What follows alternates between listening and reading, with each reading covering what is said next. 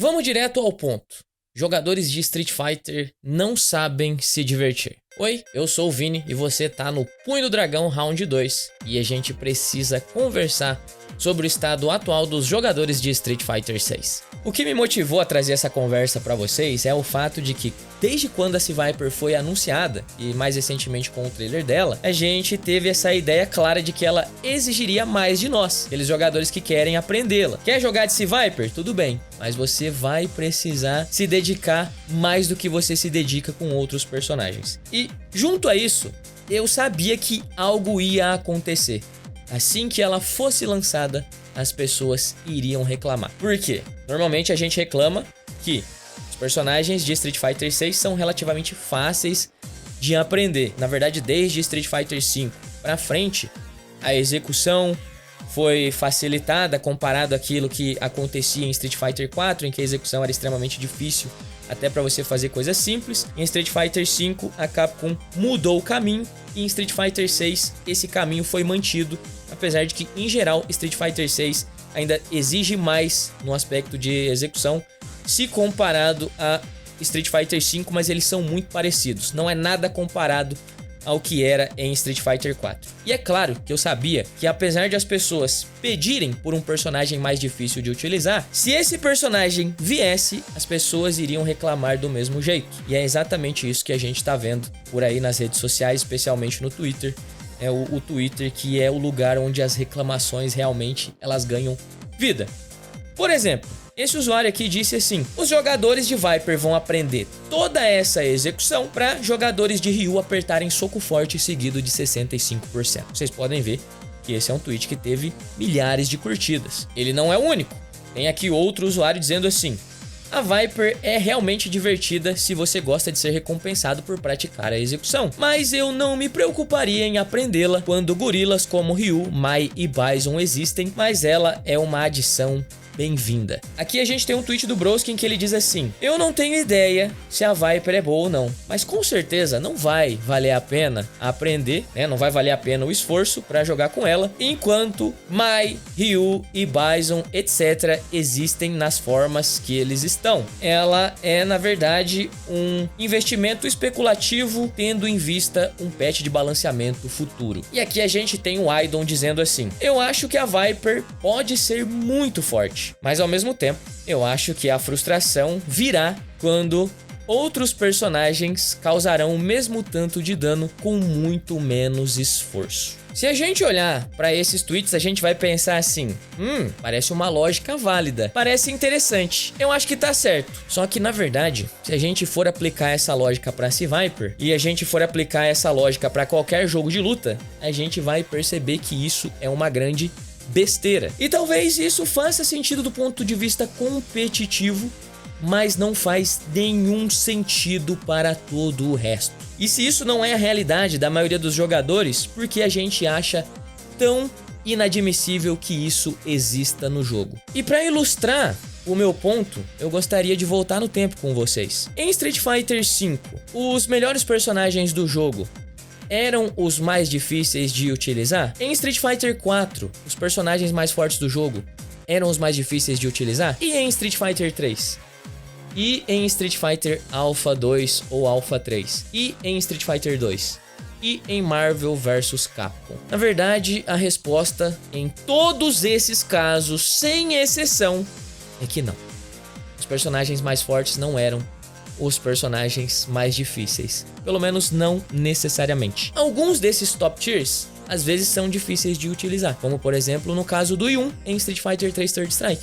Ele é um top tier complexo, mas a Chun-Li, que é o personagem mais forte do jogo, é um personagem top tier extremamente fácil. Se você olhar para Chun-Li, ela é um personagem extremamente forte, extremamente frustrante de enfrentar, superior a todo o resto em absolutamente tudo e requer um esforço muito pequeno para ser eficiente. Quando eu digo isso, é importante fazer a distinção de que, para você competir com qualquer personagem, independente se ele é fácil de usar ou difícil, o fator crucial, a distinção mais importante, é o quão bom é um jogador. Você que não joga nada, eu que não jogo nada, não vou simplesmente pegar a Chun-Li e vencer. Mas isso deveria ser óbvio. eu estou assumindo que você sabe disso. E que você não tá pensando que eu tô dizendo que qualquer jogador horroroso vai pegar a Chun-Li, vai entrar num torneio e vai ser campeão. Isso nunca vai acontecer em jogo nenhum. Nem em Street Fighter 3, nem no 4, nem no 5 e nem no 6. A questão é que a Chun-Li, num espectro em que você tem excelentes jogadores, competidores, e o Yun, num espectro em que você tem excelentes jogadores, os competidores do mais alto nível, a Chun-Li com certeza é mais fácil que o Yun. Isso não muda o fato de que o Yun é extremamente competitivo e viável. E isso não muda o fato de que um personagem como o Hugo é extremamente ruim comparado a esses personagens e você precisa de muito mais esforço para ter bons resultados com o Hugo. Você precisa de muito mais esforço para ter bons resultados com o 12 ou com o Shan. Razão pela qual a gente quase não vê esses personagens num cenário competitivo, numa situação em que a gente tá num top 8 de um torneio, especialmente se for um Major. Mas aí, vocês vão lembrar que recentemente, na EVO 2024, a gente teve o Hayao chegando ao top 8 da EVO com o Hugo. Ele não foi campeão, mas a única jogada que a maioria das pessoas vai lembrar desse torneio é uma jogada do Hayao em que ele fez o EVO Moment 38, como ele está apelidado atualmente, como se ele fosse um sucessor do EVO Moment 37, aquela jogada entre o Daigo e o Justin. Mas e se o Hayao estivesse contaminado com essa mentalidade de, olha, o Hugo é muito inferior a Chun-Li, ao Yun, ao Ken, a Makoto e o Dudley. Não jogue com esse personagem. Não vale a pena. A gente não teria isso. Pensa no caso de Street Fighter 4. Em Street Fighter 4, a execução, em geral, é muito mais difícil que no 5 e no 6. Mas isso não muda o fato de que, dentro do universo de Street Fighter 4, alguns personagens são muito mais fáceis, como é o caso da Helena, do Ken, do próprio Evil Ryu. Eu vou falar sobre isso, vou explicar pra vocês por quê, enquanto a gente tem outros personagens mais difíceis, como é o caso do Dudley, da C-Viper, da Ibuki. Por que não jogar só com esses top tiers? E por quê? Por que o Smug jogava de Dudley? Por que o Sakonoko jogava de Ibuki? Por que fazer isso quando você tem personagens que por muito menos entregam muito mais? A resposta é que você ainda pode fazer com aquele personagem que é menos forte algo que só você é capaz. Talvez a força daquele personagem menos forte combina exatamente com o seu plano de jogo, com o seu playstyle, o seu estilo. Às vezes você tem afinidade com um personagem mais fraco, mas você não consegue encontrar afinidade nenhuma com aqueles personagens que estão no topo. E isso acontece não só com nós, meros mortais, mas também com os competidores. Se os competidores às vezes optam por um personagem menos poderoso, é porque eles sabem que aquele personagem menos poderoso é o personagem com o qual eles têm uma afinidade ímpar. É aquele personagem com o qual eles conseguem se expressar. E isso sempre existiu. Afinidade com o personagem sempre foi importante, independente de tier lists. A tier list, ela só vale pro jogador que está no topo. Ela só vale pro competidor. Se é possível ser campeão com personagens que estão fora do meta, por que a gente age como se isso impactasse tanto a nossa gameplay, a nossa decisão na hora de escolher um personagem, a nossa capacidade de se entreter quando a gente tá jogando, a nossa capacidade de se divertir? Assim, não é como se isso não entrasse na minha cabeça, porque eu consigo entender, mas chega um ponto em que eu olho pra isso e falo assim, pô, não é possível. Não é possível que as pessoas não conseguem também olhar com outros olhos e ver que é possível ter outras perspectivas e que a gente não precisa ser refém dessa realidade que só diz respeito às pessoas que estão no topo. Porque a gente vive de uma maneira que toda opinião de um jogador que aperta muito bem seus botões e tem bons resultados fosse uma opinião extremamente sensata. Isso não é verdade. Os pro players também erram o tempo todo. Disseram que o Edge era um personagem fraco, porque quando ele foi lançado, ele não tinha overhead. Ele tinha dificuldade de abrir a defesa. Ah, a Mai. Pô, a Mai parece que tá com o neutro debilitado. Não consigo vê-la sendo top tier. O Rashid, não sei não. Em Street Fighter 5 ele era muito mais forte. Em Street Fighter 6 parece que esse personagem não vai resultar em nada. Isso com um dia. Um dia após esses personagens serem lançados, uma semana após, 2 semanas após. Foram provados errados em todas Às vezes, o Ed acabou sendo top tier, o Rashid acabou sendo top tier, a Mai acabou sendo um dos top tiers mais absurdos que tem nesse jogo. Cara, isso me frustra tremendamente. E o tanto de gente que cai nessa narrativa, compra essa narrativa, e isso me frustra ainda mais. Porque assim, infelizmente, tem muita gente que se recusa a pensar por conta própria. E eu odiaria que esse fosse o caso dos meus seguidores. Eu não quero que vocês não pensem por conta própria e simplesmente concordem comigo. Mas pelo menos pesquisem antes. Dá uma olhada como que era em Street Fighter 4. Lembra daquele exemplo que eu falei do Evil Ryu, da Helena, do Ken, comparado a personagens como a Ibuki e a Viper?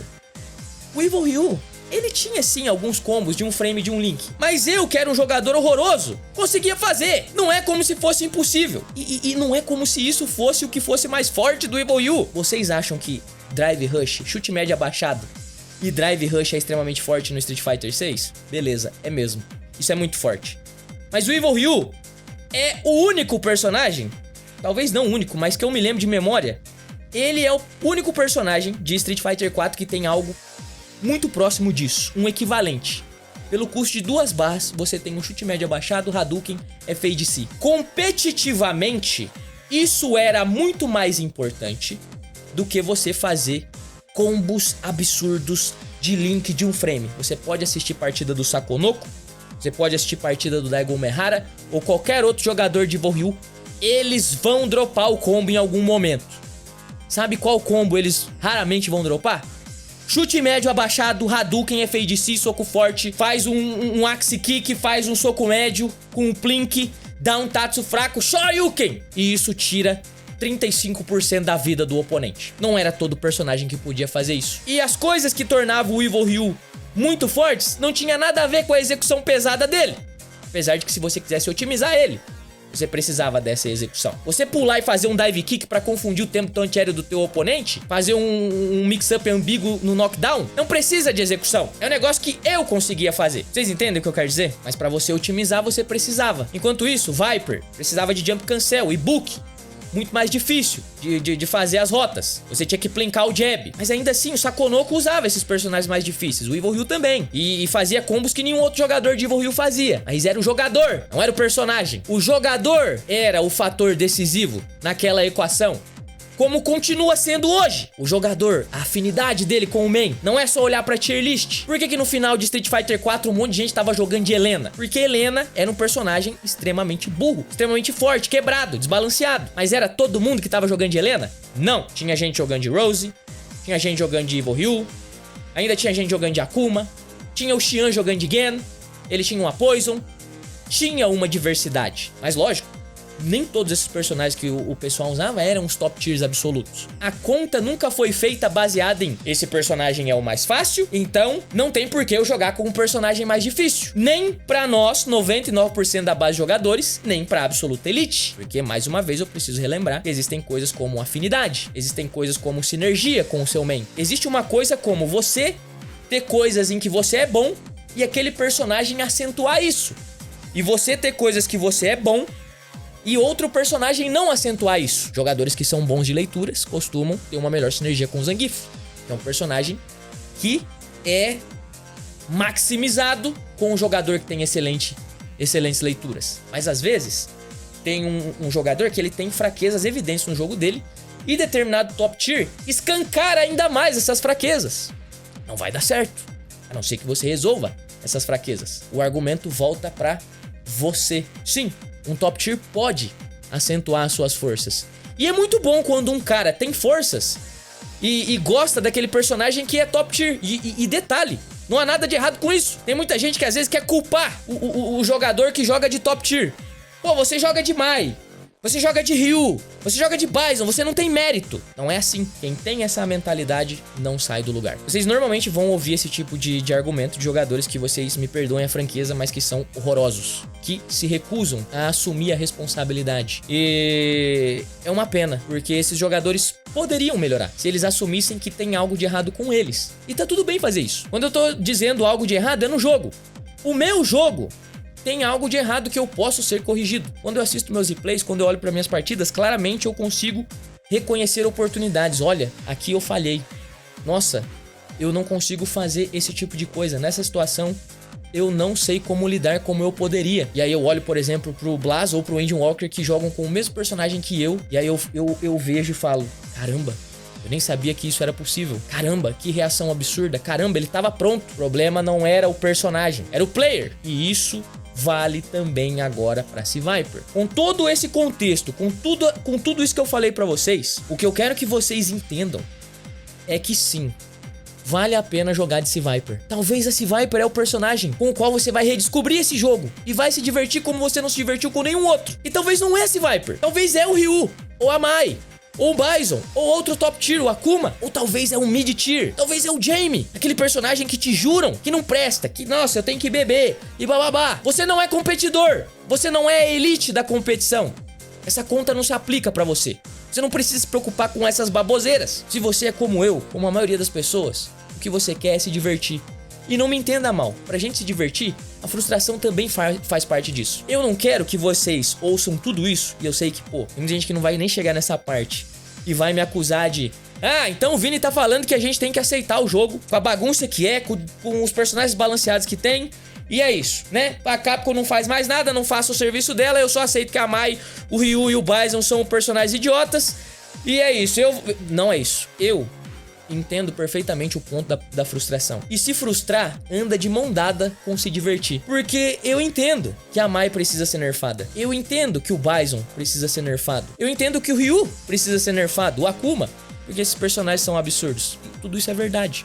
Throw loops são chatos de lidar. O jogo tem muito dano. Tem drive rush que é difícil de lidar. Tem situações que alguns personagens colocam que são completamente absurdas. Isso deveria ser corrigido, é verdade. Só que enquanto essas coisas não são corrigidas, ainda há um jogo incrível com o qual você pode se divertir. Só que o jeito que você interpreta todas essas situações, todas essas possibilidades, esses personagens, esses drive rushes, esses throw loops, se você tem uma visão extremamente negativa e você acha que isso não deveria acontecer, porque toda vez que acontece, você está sendo injustiçado, isso vai afetar diretamente a sua diversão. Jogo de luta é construído num esqueleto de ferramentas injustas. Toda a base de um jogo de luta é construída em cima de injustiça. Isso é um fato. Pensa que um agarrão é algo irreagível. A gente tem que tomar uma decisão. Sempre foi assim. Em Street Fighter V é assim, Street Fighter VI é assim, em Street Fighter 4, em Street Fighter 3. Street Fighter 4 é uma exceção do ponto de vista de que eu tenho uma tecnologia que me ajuda a acertar Delay Tech, né? Eu faço ali um Option Select, fica muito mais fácil. Mas Street Fighter 4 tá cheio de coisa injusta também. Unblockable. Unblockable significa literalmente indefensável. Você tem setups em que você colocou o oponente numa coisa chamada Vortex e você derrubou uma vez ele vai perder, porque ele não vai conseguir defender o que você vai fazer a seguir. Street Fighter 3 tem Unblockable. Street Fighter 3 tem coisa completamente injusta. A Chun-Li existe, o Yun existe. Em Street Fighter 4, o Evil Ryu e a Helena existem. Unblockables existem. Vortex existe. Street Fighter 5 tem um monte de coisa absurda. Tem Crush Counter, com um sistema de prioridade que cria um neutro caótico. Tem uma coisa chamada V-Trigger. A injustiça tá lá o tempo todo. Em Street Fighter 6 não é diferente. O que me irrita é as pessoas falarem como se só Street Fighter 6 tivesse esses problemas. O que eu sei que não é o caso de todo mundo. Tem pessoas que têm um pouco mais de sensatez do que isso. Mas ainda chegar e falar, pô, tal coisa tá injusta, logo não posso me divertir, logo esse jogo é um lixo. Isso não é verdade. Inclusive, vocês sabem disso.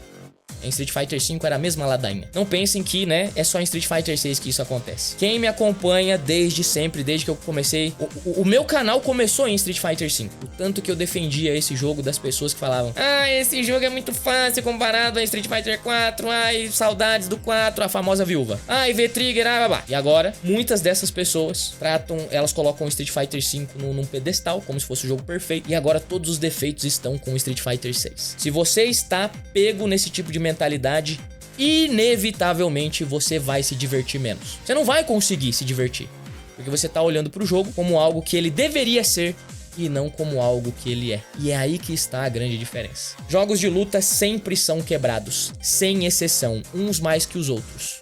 Uns mais que outros.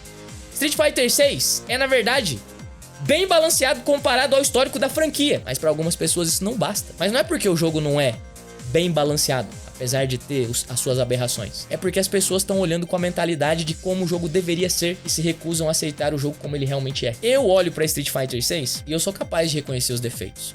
Drive Rush isso, Troll Loop aquilo, Ryu, Mai, Bison, Akuma, JP, Kemi, eu sei. Ken, Jinrai, sei como que é. Mas eu ainda sou capaz de me divertir, me divirto muito. Quando vocês assistem as minhas gameplays, vocês veem. Vocês sabem que eu não tô mentindo. Tem momentos que eu me frustro? Sim. Porque frustração faz parte da diversão. Você se diverte em alguns momentos e se frustra em outros. Mas, com certeza, eu me divirto muito mais do que eu me frustro. Apesar de que às vezes vem aquele sal.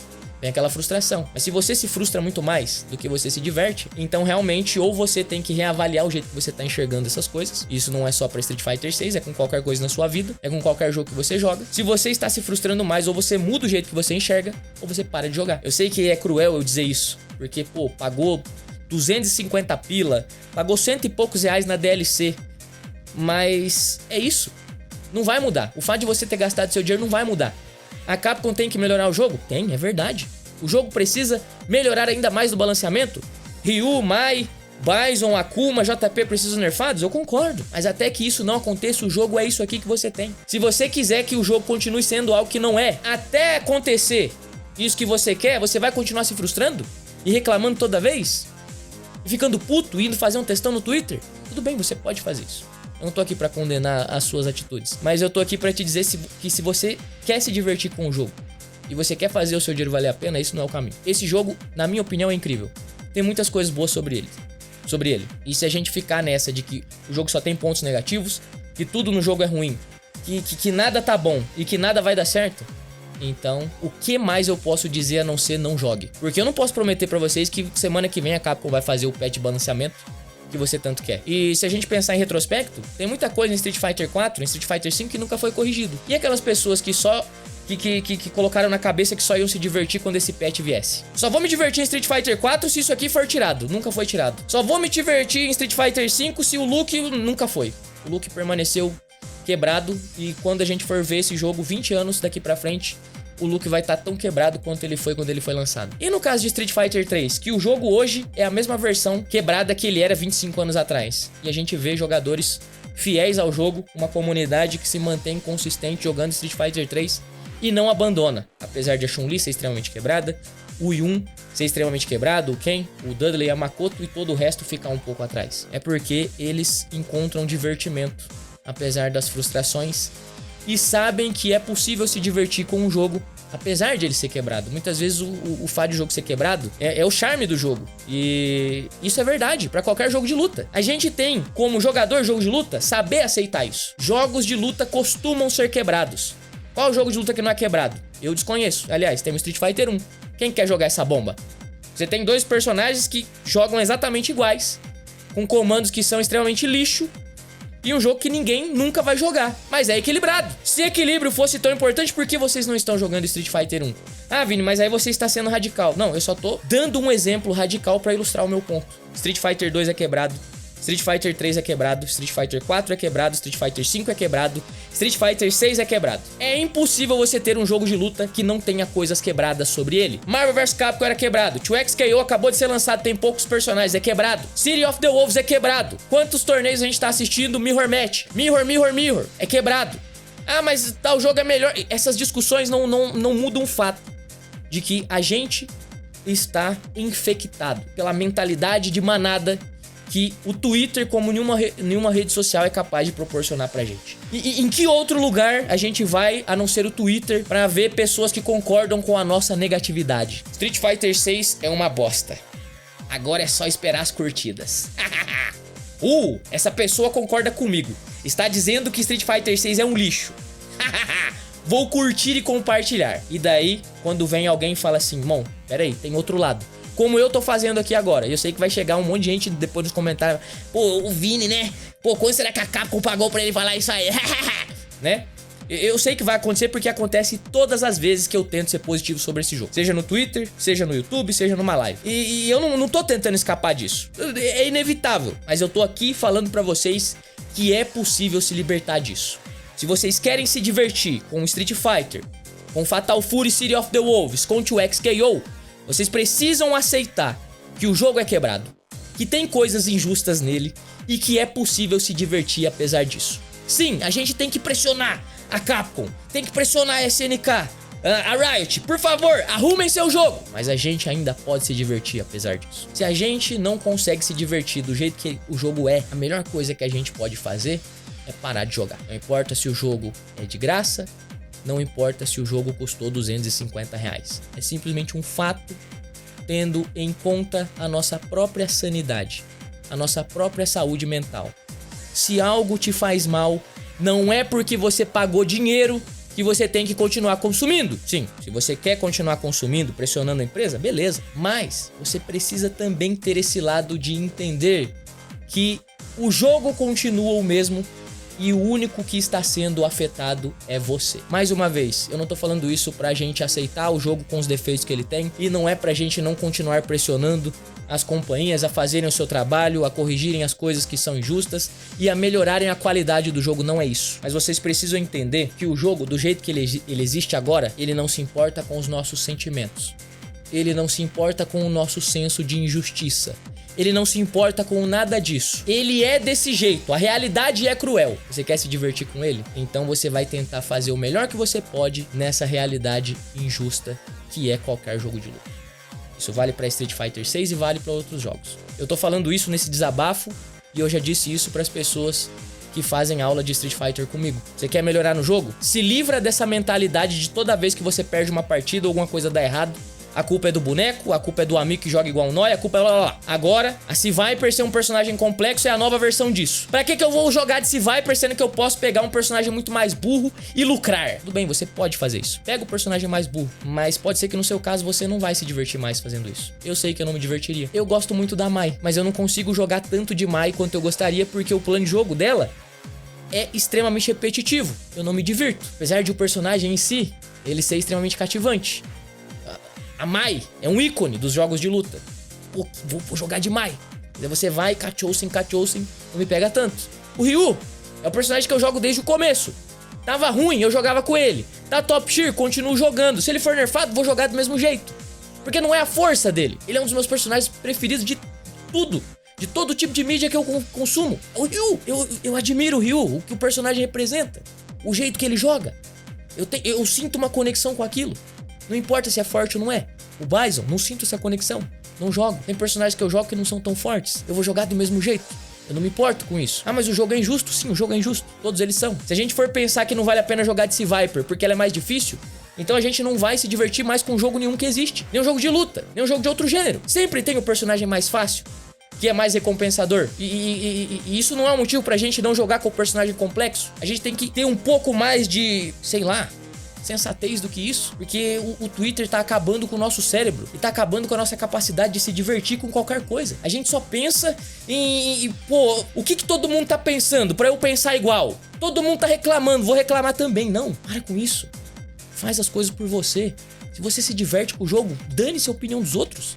Ah, mas o pro player que eu mais admiro fala que o jogo é uma bosta. Com perdão da palavra, foda-se. Eu tenho pessoas que eu admiro que odeiam o jogo que eu mais gosto. Eu tô cagando pra tudo isso. Foda-se, porque eu me divirto com o jogo. Eu sei que o jogo tem defeitos, eu sei que o jogo tem qualidades. Eu gosto do jogo, eu faço isso por mim. E eu quero trazer esse lado bom das coisas, ou esse lado diferente, essa perspectiva que normalmente não é trazida. Porque eu sei que o mundo real está além do Twitter e além da negatividade que as redes sociais estão maximizando, estão contaminando a gente. A gente, pô, decide se vai se divertir baseado no post que tem mais curtidas no Twitter. Para com isso. Ah, essa opinião aqui é a mais popular, então é essa que eu vou seguir, pelo amor de Deus. Façam isso. Vocês são mais inteligentes do que isso. Pensem por vocês. Mas o meu player favorito falou que o jogo é um lixo. Ah, falou que não pode jogar tal jogo porque tem 200 pessoas só na Steam. Ah, falou que não sei o que porque bababá. Pô, isso me irrita profundamente. E assim, eu acho que vocês já entenderam o meu ponto. O meu ponto é que a gente precisa fazer as coisas pela gente e que a gente precisa se preocupar com a nossa própria saúde, com a nossa saúde mental e não ficar caindo nessa espiral das redes sociais e da negatividade. Isso não faz bem pra ninguém. Existem jogos incríveis, Street Fighter, 2XKO, City of the Wolves, Tekken 8, qualquer jogo que vocês queiram jogar, dá pra vocês se divertirem com esses jogos. Se vocês não se divertiram, é só não continuar jogando. Se vocês querem continuar pressionando as companhias a melhorarem suas decisões, a balancearem melhor os jogos, por favor, façam isso. Mas façam isso como pessoas sensatas, que usam os neurônios, e não como pessoas que estão dispostas a perder amizades, brigar, xingar outras pessoas gratuitamente por causa de uma opinião diferente sobre um joguinho. A única coisa que eu quero é dar a minha perspectiva para que talvez no final de tudo isso vocês possam se divertir mais com jogos de luta. Eu amo jogos de luta, eu quero me divertir com eles, e eu sei que muitas das pessoas que me seguem amam jogos de luta e querem apenas se divertir também. Por isso eu espero que talvez de alguma forma esse vídeo sirva como uma ajuda, talvez como uma oportunidade de reflexão. Eu não quero que todo mundo concorde comigo, eu sei que eu posso estar falando coisas aqui que não são necessariamente do jeito que eu falei e que eu posso estar errado. Ainda assim, eu espero que de alguma forma algo produtivo possa sair de tudo isso. Tamo junto? Se você gostou dessa minha reflexão, desse desabafo, deixa um like, conta por favor pra mim a sua opinião sobre tudo isso e a gente se vê numa próxima oportunidade. Fiquem com Deus, um abraço pra todo mundo e valeu!